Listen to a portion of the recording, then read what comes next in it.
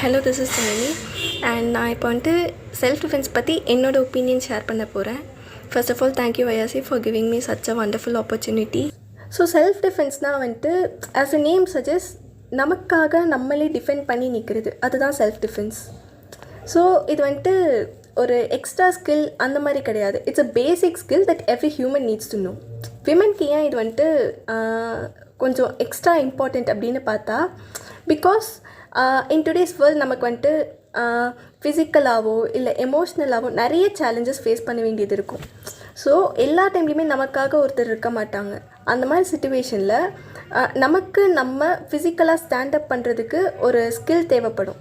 அதுதான் என்னை பொறுத்தளவுக்கு அதுதான் வந்துட்டு செல்ஃப் டிஃபென்ஸ். இது வந்துட்டு நமக்காக டிஃபெண்ட் பண்ணுறதுக்கு மட்டும்தான் தேவையா அப்படின்னா கிடையாது.